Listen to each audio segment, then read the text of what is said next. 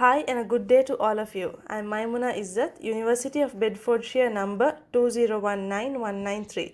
Welcome to my presentation on Strategy and Global Competitive Environment, Unit Code BSS 058-6. Here I will discuss about the trends and plausible scenarios that will have an impact on the fashion industry. On the next slide, let's discuss a little on what is fashion industry. Fashion industry is one of the world's largest industries. As per McKinsey's 2019 report, the Indian apparel market alone will be 70 billion US dollars by 2030, making it the sixth largest globally. South Asian countries such as South Korea and Thailand also rise fast in fashion. The next slide is a continuation of the fashion industry. Like a lot of industries, particularly those that are consumer focused, changes happen fast and constantly. The industry and the consumer is constantly evolving. Fashion retailing is no longer just fashion houses, fashion magazines, and retail stores. Now, with the internet and online retailing, the rise of the fashion online industry is just beginning. As we now have a picture as to what fashion industry is, let's take a look at the industry trends. There are many trends that are noticeable in the past decade, as well as some future trends that we need to look at. One of these trends are the upswing or the rise of the middle class. Across the globe, we can see the rise of the middle income segment. There is a steady increase since the last 20 years. As per CIM 2019's research, the increase is however noticeably high in the Asian continent. For example, in India alone, an expected 37.5% of the population will be living in the urban areas by around 2025. This shows that there is an overall 50 to 60% increase in target customer base for the key players in this industry. Another industry buzzword is technology in clothing. A segment of that is known as athleisure. Although new product classes usually go through a cycle of growth and contraction, athleisure segment continues to gain popularity, especially with health and wellness individuals. Another trend is the fashion industry, which is one of the largest industries in the world. The size of the fashion industry is very big. For example, in the United Kingdom alone, it is worth of over $27 billion and around 70,000 jobs as per 2019 statistics. The size of the market is a strategic element to understand where and how the companies can invest and plan safely to grow this industry. Creative industry fashion also needs to include liberal values. There were times where occasional black models were used for magazine covers and catwalks to show diversity. However, this culture is long gone. Fashion boardrooms also need to be changed where there is predominantly men designers. Things are slowly changing, but there are lots of trends and scenarios to change in the future in this area. Market share is a key indicator of competitive markets. It helps to judge the total growth or decline of the market. Moreover, it is also helpful to identify the consumer trends and behavior to see the potential of the market. Through market shares, the industry can have an idea of how large and powerful the companies in these industries are performing. These are some of the industry trends. Now let's analyze the impacts of the key industry trends. If you look at the next slide, you can see I have focused on 4 key trends. 1. The upswing in the middle class. Second, use of clothing technology. The third, market size. And fourth, liberal values. We have already discussed these in the previous slides as well. The key impact is that there is going to be a rise in the population who are moving from village areas to urban areas. In India alone, around 37.5% of the population is planning to move to urban areas by 2025. So this significantly contributes to an increasing of purchasing and rise in fast fashion in the coming years. As per McKinsey and Euromonitor, both of them have emphasized on how important technology is to the fashion industry. Technology has transformed how consumers engage with brands and fashion.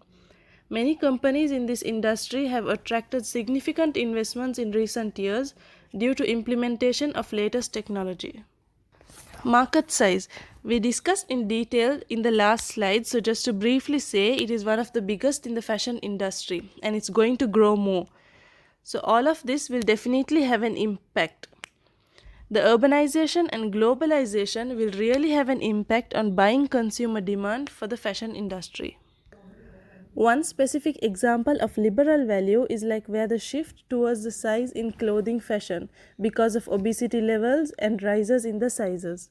People are opting for plus size clothing and retailers, especially the designers, focus on plus size.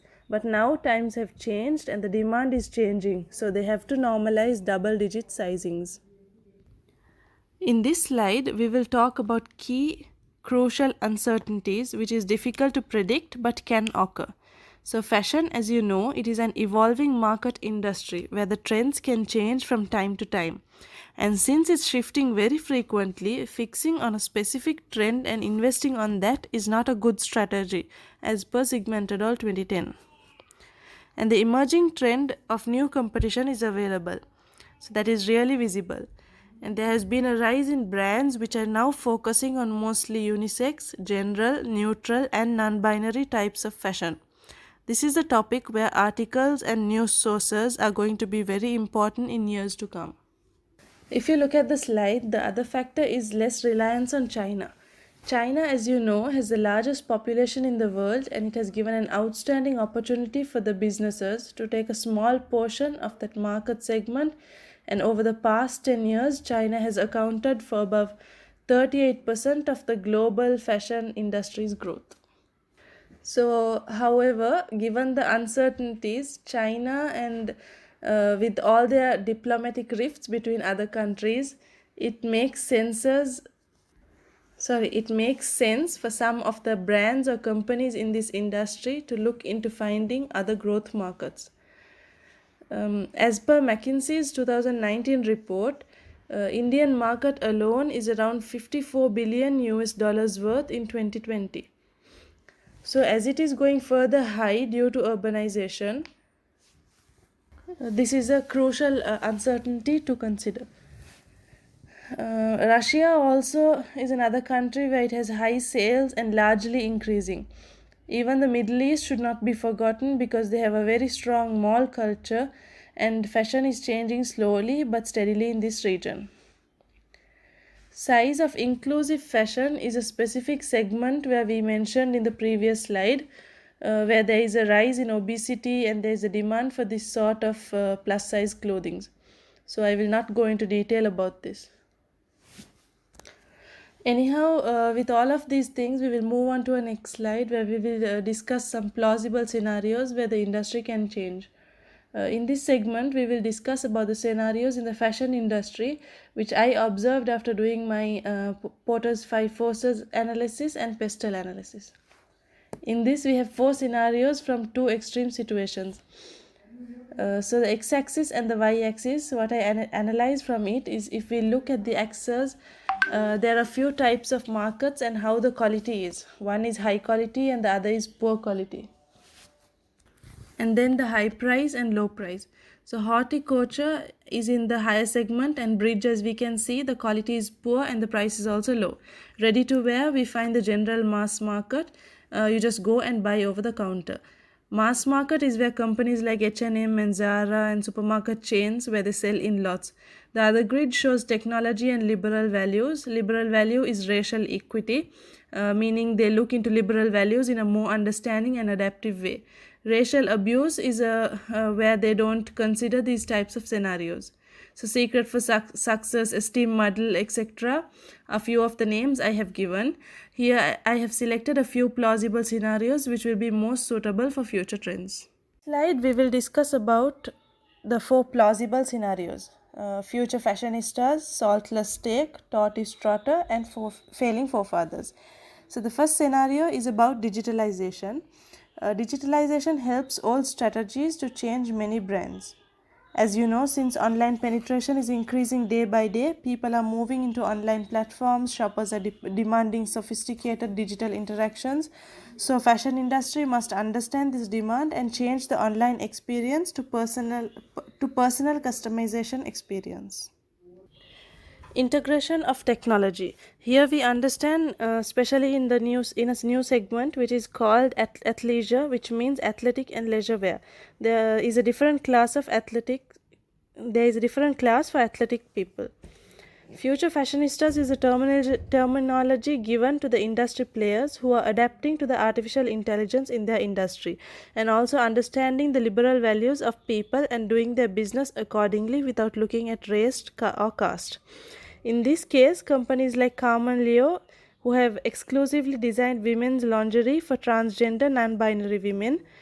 So these types of initiatives we can see in the future. It's a key trend which we need to follow up. Saltless tech.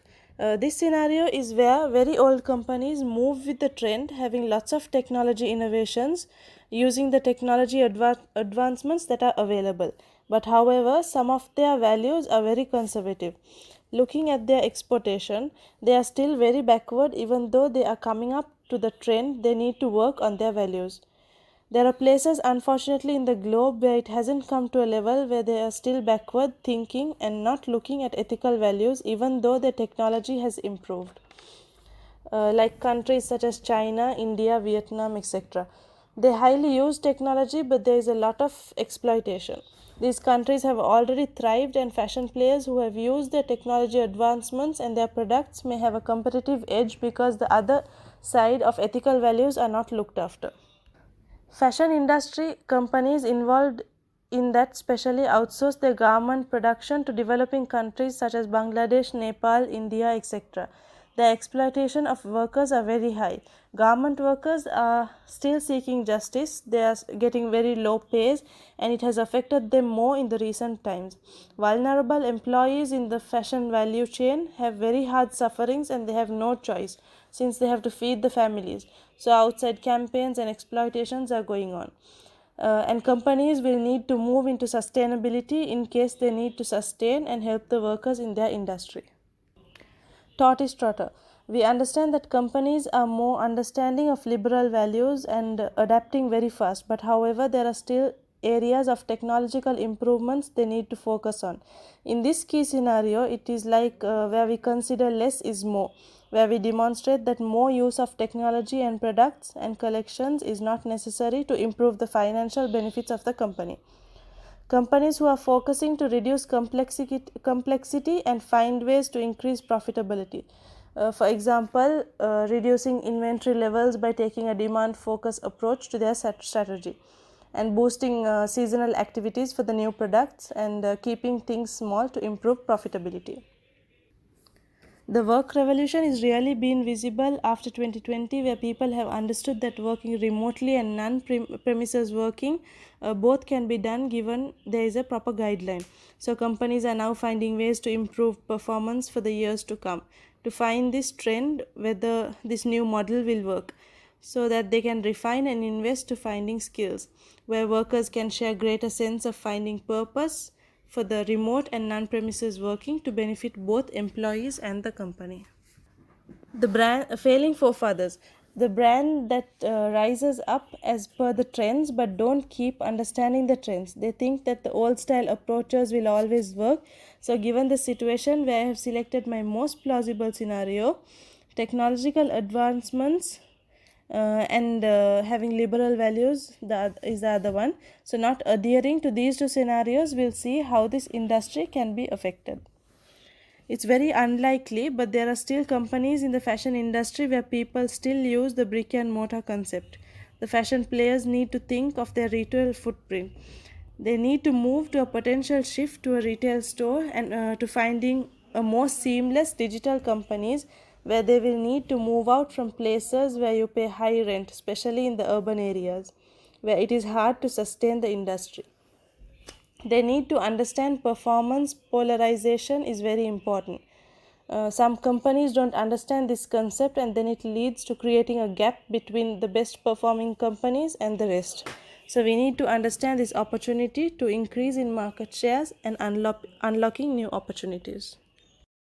So keeping all these in mind, I choose future fashionistas from my grid as the most plausible scenario. As you can see in the slide, Technological advancements is not a good thing unless careful steps are taken not to tread in the path of human values. Encroachment of privacy for financial gain are things to consider while using it for the business success. Furthermore, fashion industry being a creative industry, it must have a natural allocation for diversity and including liberal values. So with this, I would like to conclude my presentation. Thank you very much for listening.